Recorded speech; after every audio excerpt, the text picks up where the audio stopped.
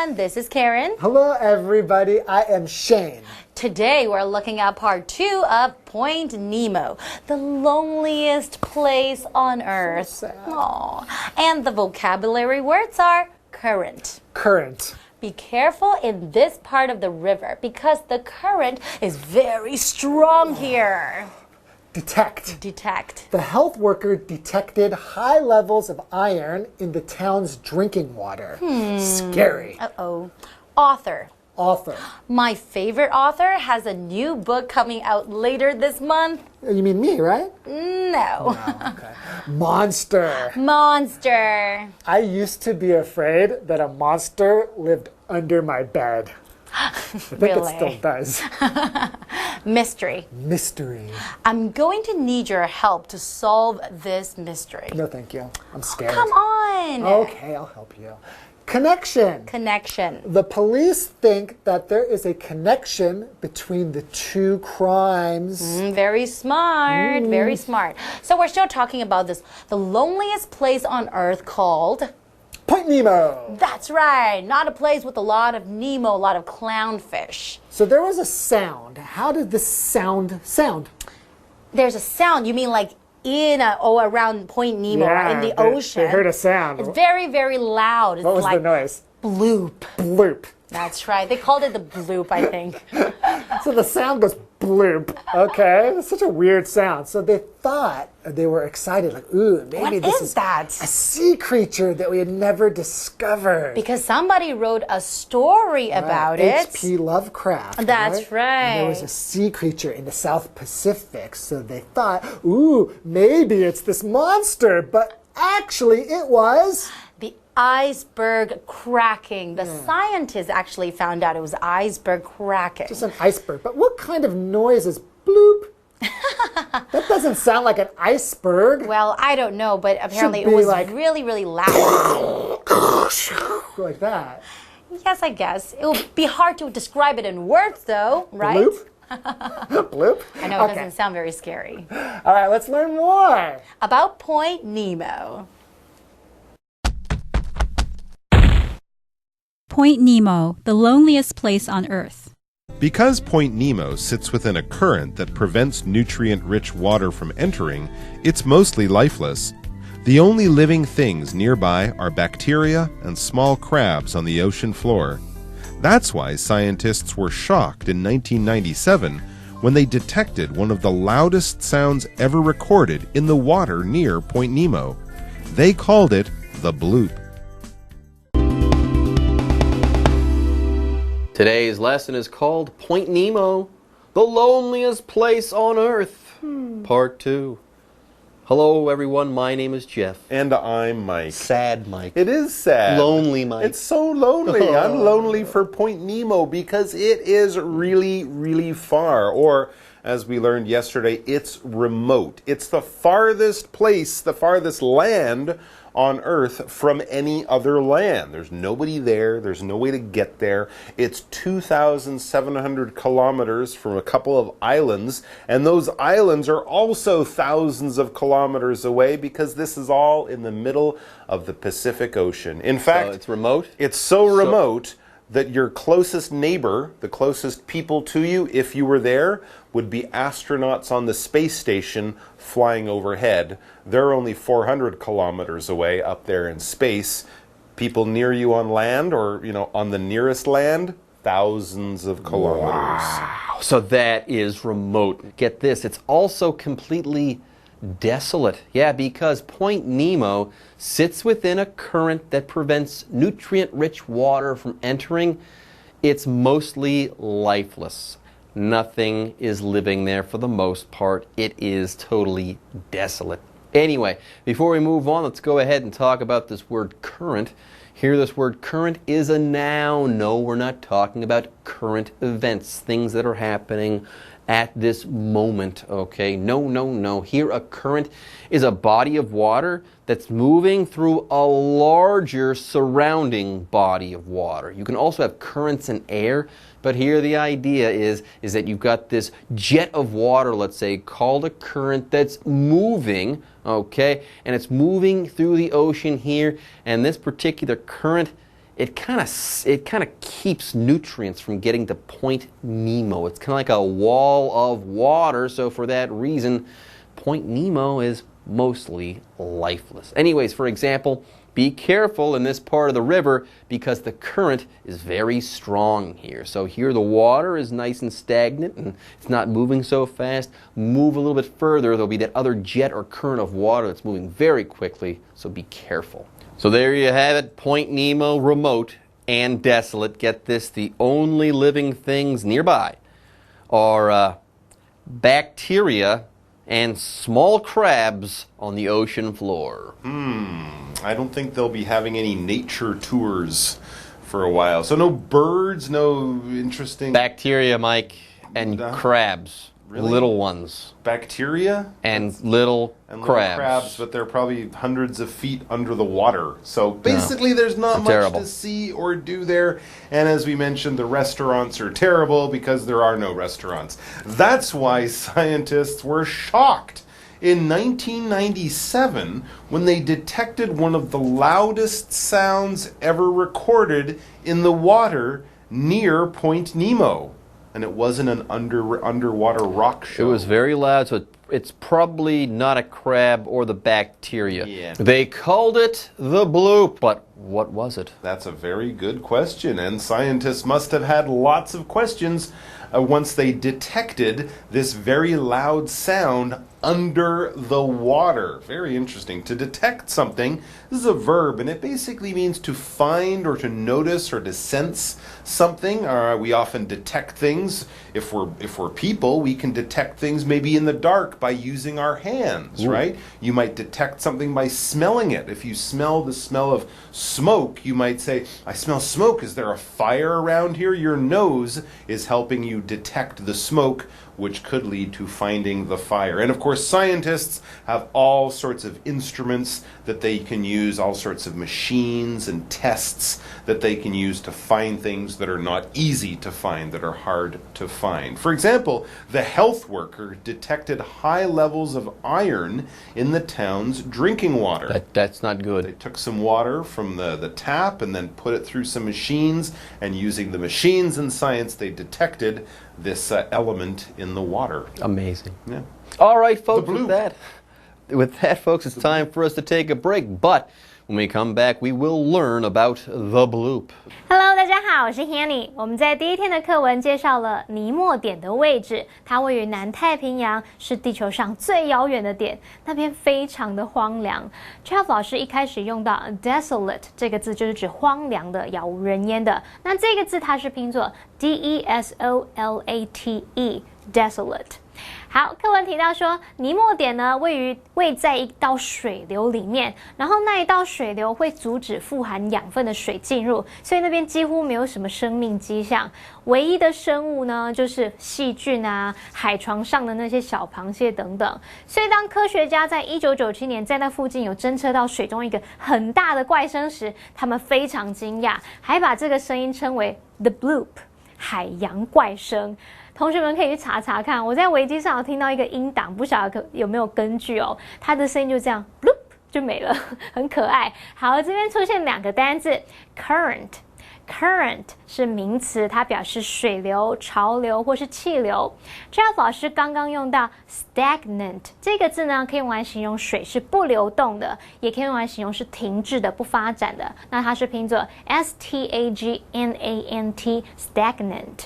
好，下一个单词叫做 detect，它表示侦测、测出或是察觉，是一个动词。这句话课文中。Point Nemo, the loneliest place on Earth. The bloop caused a lot of excitement among fans of a certain author. Nearly 70 years earlier, H.P. Lovecraft wrote a story about a terrible sea creature in the South Pacific. However, scientists found out that the bloop was nothing more than the sound of an iceberg cracking. But some people still like to imagine that the sound came from Lovecraft's monster. Everyone, it's time to hear some more about the bloop. The bloop. I thought it was more like bloop, but... Well, it was an extremely loud sound, so you would have to say it's more like a bloop. Possibly, but the other weird thing about this bloop is that it actually wasn't just interesting to scientists, it was interesting to people who like science fiction writing. It says the bloop caused a lot of excitement among fans of a certain author. A writer. A writer. A special writer. Someone who writes books. An author is someone who writes, everyone. An author is someone who is responsible for a piece of writing, okay? The author of an article, the author of a book, so on and so forth. For instance, or for example, I should say, my favorite author has a new book coming out later this month. Oh. Yeah. Okay. By the way, the author that we're talking about is a very famous author by the name of H.P. Lovecraft. Yeah, nearly 70 years earlier, before the bloop was heard at Point Nemo, H.P. Lovecraft wrote a story about a terrible sea creature in the South Pacific. Ah, so they were thinking maybe the bloop was the sound of the sea creature sleeping or burping or talking or whatever under the ocean. Very interesting. But remember, this is from a science fiction book. This is sort of like finding a long black hair in a jungle and saying, this must be King Kong's hair.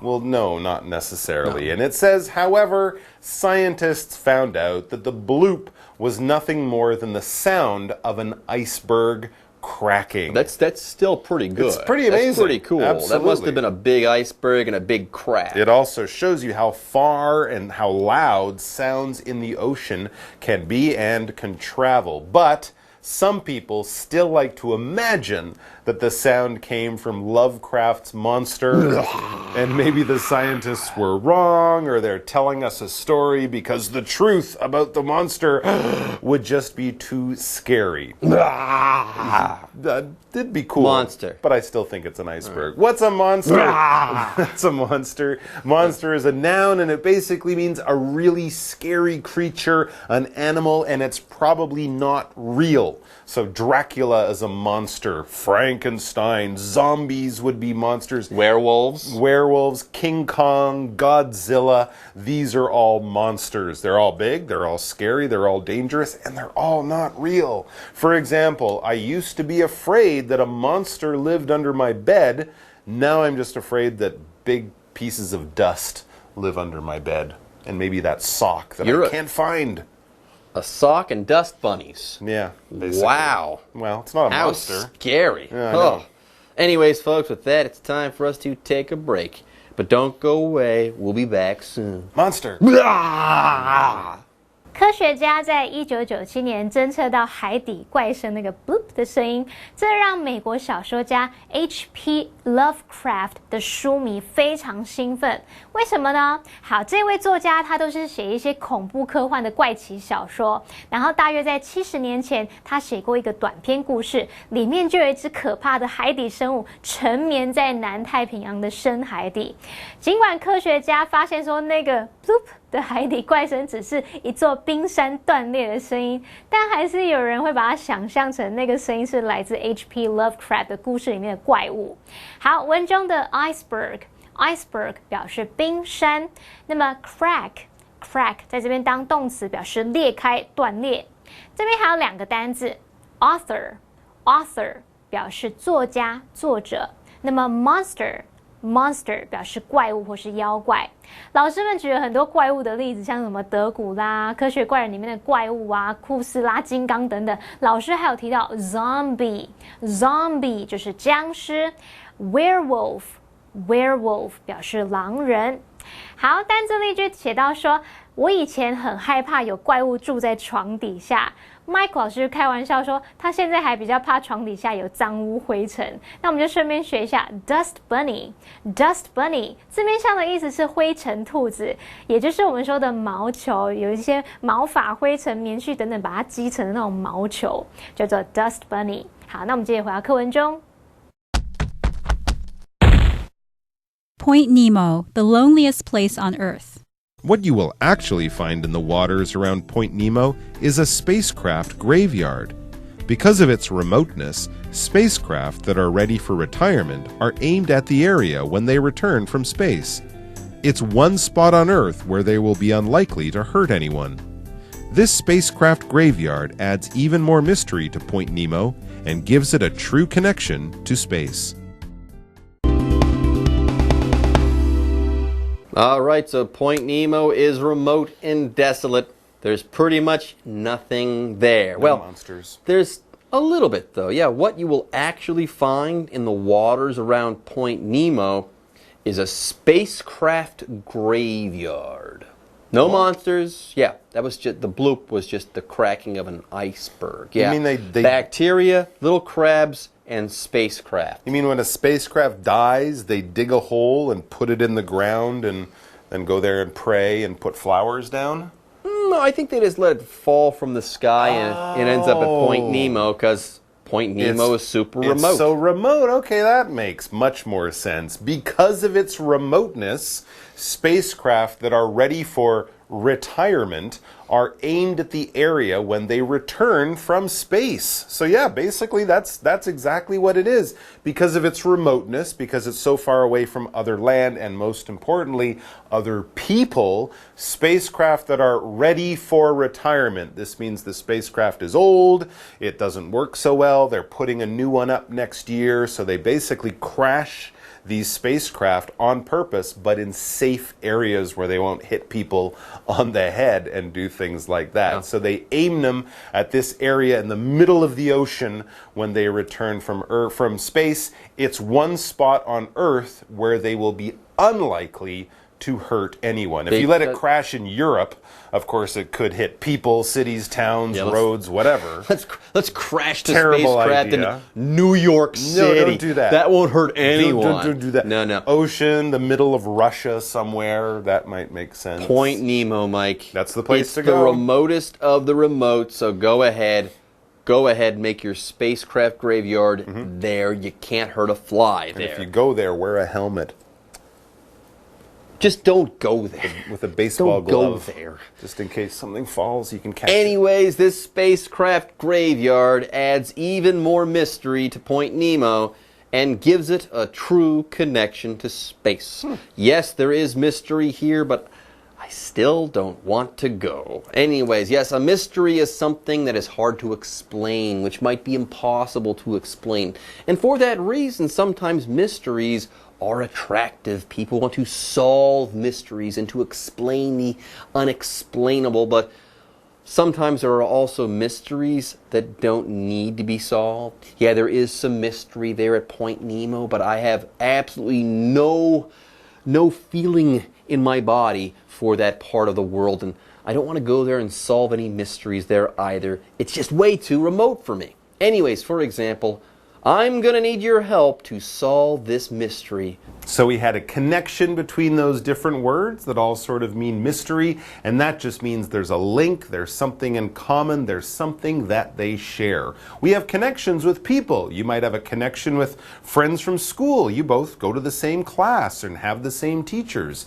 You might have connections with people you work with, your coworkers, your colleagues. You both work in the same place. And of course, family connections. You're connected to people by blood, by marriage, your cousins, your aunts, uncles, grandparents, even brothers and sisters all have connections. We can also have physical connections in the world. Roads provide connections between cities, between places, and airplanes give us connections to many far parts of the world, many far away locations. These are joined together, linked together. There's something that's holding them together. For example, the police think that there is a connection between the two crimes. I hope they are able to understand that connection and catch the bad guys. But right now, we only have one thing to worry about. That is our what do you think question. So let's check that out. Can you think of any other ways to use Point Nemo besides as a spacecraft graveyard?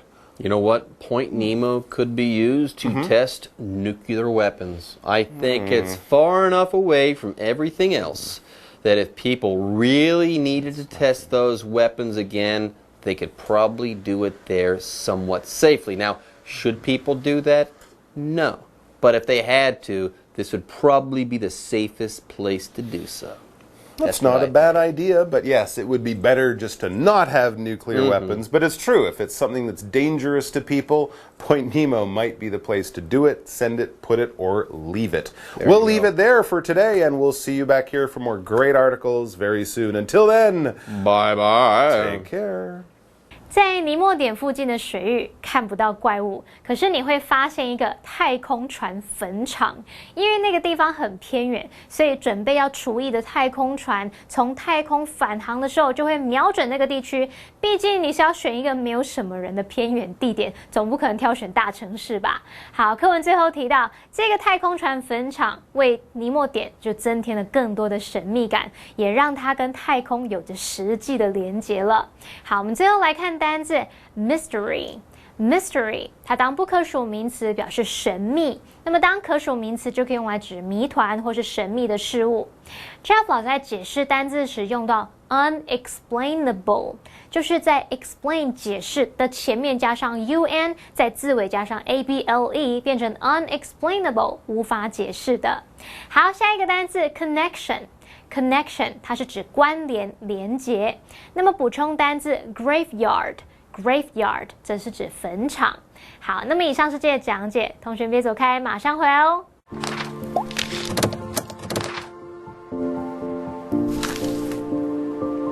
大家好，我是 Hanny， 欢迎收看我们的文法单元。今天要介绍的文法重点有4个，第一个是 earlier 跟 ago 的差别。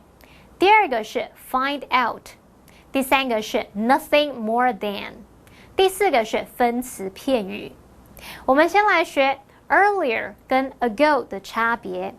earlier 是 early 的比较级，可以接在一段时间的后面，用来指离过去某个时间点以前。至于 ago 是接在一段时间之后，来表达指距离现在的一段时间以前。好，那我们来举例，小明和小美在6个月前开始交往，那是距离现在6个月嘛，这时候我们用 6 months ago 来表达。那他们在交往的3个月之前就开始暧昧，交往的时间点是在过去，然后再回推3个月，这时候我们就要用 3 months earlier 来表达。好，那我们来造个例句。Gavin bought a guitar 3 months ago. He had started saving up for it 3 months earlier. Gavin 3个月前买了一把吉他，那他在更早的3个月前就开始为了吉他存钱了。接着我们来学 find out。偏语动词 find out 是做及物用，表示发现、找出，常常用来表达发现某个秘密啊、真相啊、事实等等。例如 By the time he found out the truth, it was too late. 当他发现真相的时候，已经太迟了。好，接着我们来学 nothing more than。nothing more than 后面接名词是用来强调只不过是怎么样怎么样，它就相当于 only。例如 The politician claimed that it was nothing more than a rumor. 那位政治人物声称那只不过是个谣言罢了，是假的，业障重。好，最后我们来学分词片语。英文里面有现在分词和过去分词，当我们把关系子句呢简化成名词加现在分词或过去分词，就变成分词片语咯。那要怎么简化呢？第一个步骤是先省略关系代名词，第2个步骤是把动词改分词，主动或进行就用现在分词，被动就用过去分词。举例来说，Do you know the girl who is wearing a red dress? 你认识那位穿着红色洋装的女孩吗？红色洋装的女孩，那不就是红衣小女孩？好，这个句子里面的关系子句是 Who is wearing a red dress？ 那要怎么把它简化成分词片语呢？首先就是省略关系代名词 who， 然后把动词的部分 is wearing 它是进行式，只要保留现在分词 wearing， 那句子就会简化成 Do you know the girl wearing a red dress？ 好，那么其中的 wearing a red dress 就是分词片语，用来修饰它前面的 the girl。以上是这些重点整理，我们下次见喽，拜拜。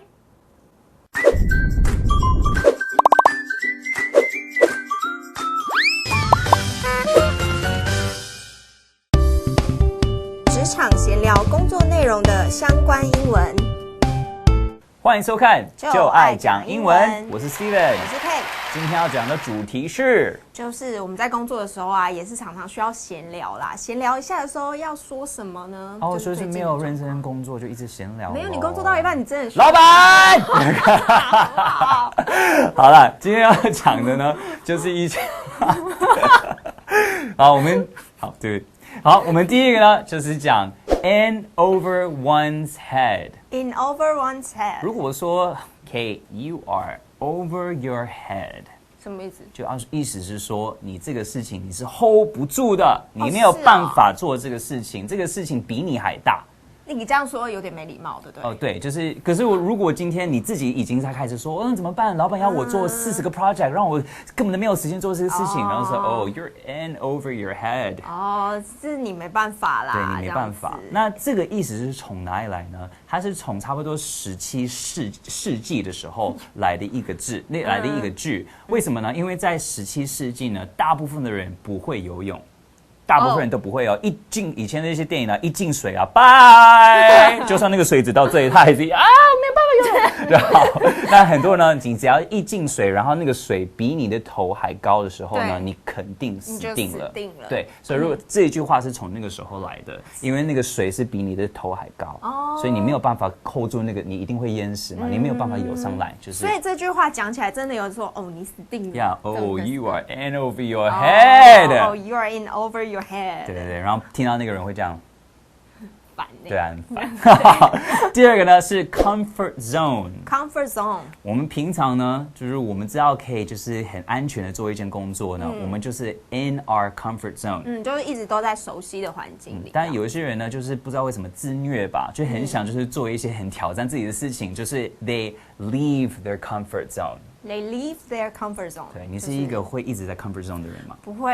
哎呦，那么会好，老板，加薪啦。我这样子。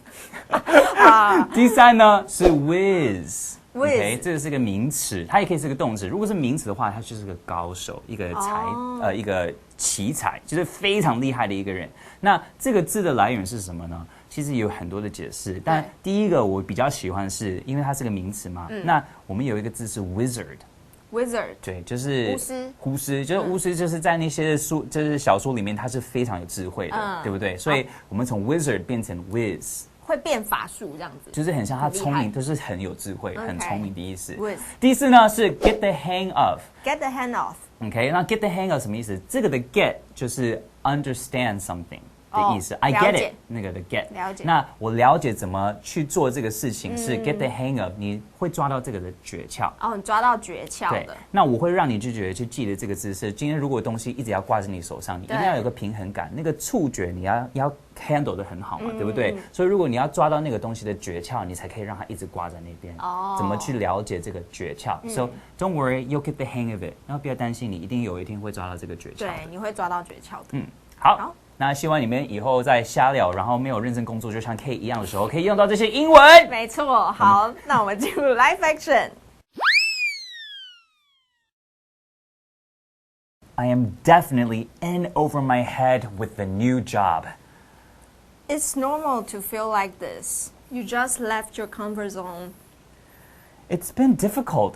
I'm still unfamiliar with this industry, while all my colleagues are robotics whizzes. Just give it some time. You will get the hang of things soon. I hope you're right. Trust me, I was in the same situation before.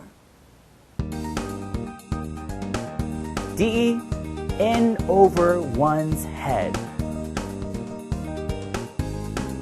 第二 comfort zone. 第三 whiz。第四 get the hang of。